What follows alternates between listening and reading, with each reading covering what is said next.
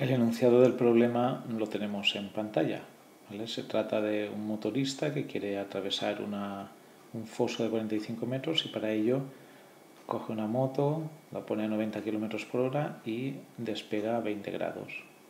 Vamos a ver qué ocurre. Obviamente se trata de un problema de tiro parabólico y entonces vamos a seguir un poco los pasos que hemos ido comentando estos días en clase.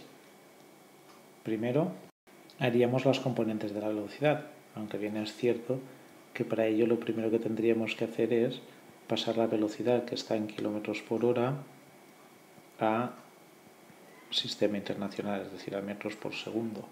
Si hiciésemos eso, nos daría 25 metros por segundo. Es decir, hacemos el cambio de unidades, de kilómetros a metros y de horas a segundo, con lo cual ya tenemos la velocidad inicial. Pues ahora calculamos las componentes de la misma en el eje X y en el eje Y, utilizando para ello trigonometría. Sustituyendo en nuestro caso, esta vez nos queda que la velocidad inicial en el eje X es 23,49 metros por segundo y que la velocidad inicial en el eje Y es de 8,55 metros por segundo. Ambas positivas porque la moto inicialmente va hacia la derecha y hacia arriba. Y recordando nuestro criterio de signos, eso precisamente es que las dos son positivas. Una vez que tenemos las componentes de la velocidad, nuestro segundo paso sería calcular ejes.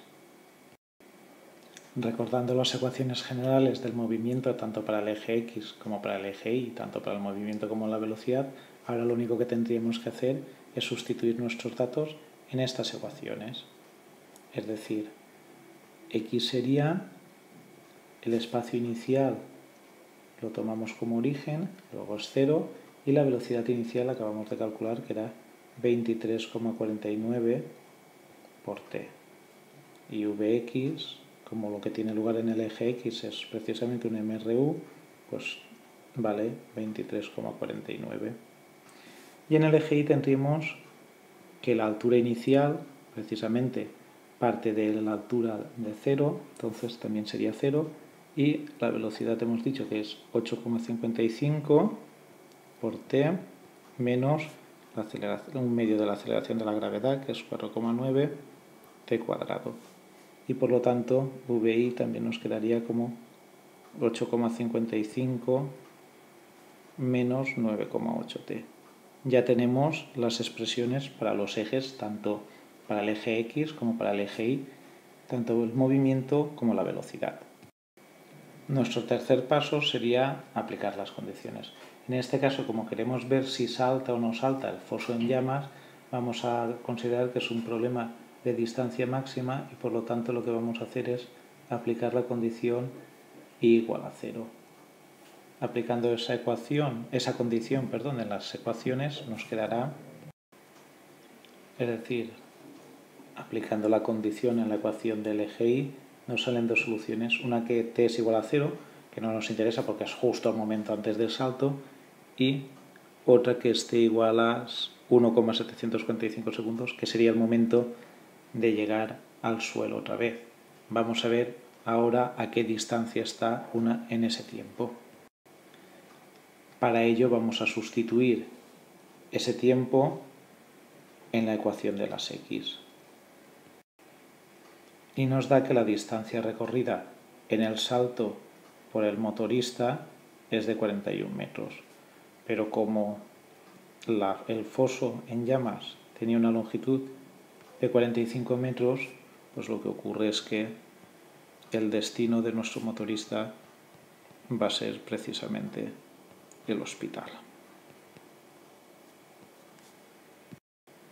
Como también me piden en este caso la velocidad final, es decir, la velocidad con la que impactaría al suelo, pues lo que vamos a hacer es calcular precisamente la velocidad, es decir, vamos a sustituir en las ecuaciones de la velocidad el tiempo que tarda en llegar al suelo.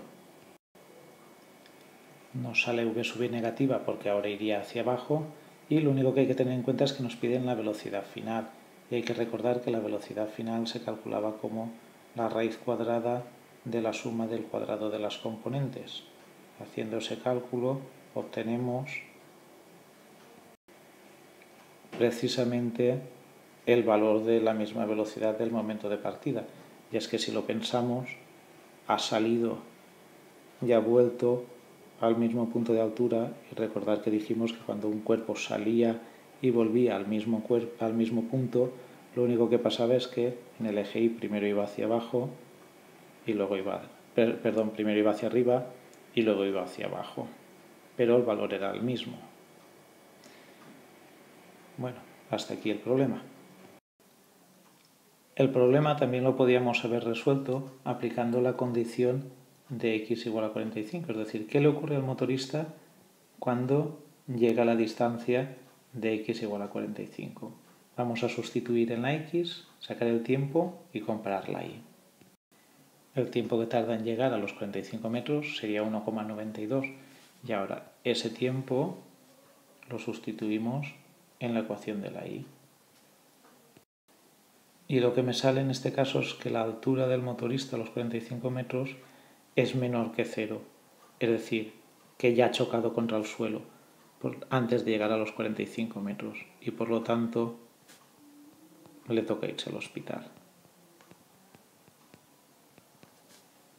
Al aplicar la condición de 45 metros y salirnos la altura negativa, lo que quiere decir es que el motorista ha chocado contra el suelo antes de llegar a los 45 metros y por eso la altura final me sale negativa y por lo tanto hospital para el motorista. Bueno, pues esta sería la otra forma de poderlo resolver. La velocidad sería exactamente igual como la hemos hecho en el caso anterior.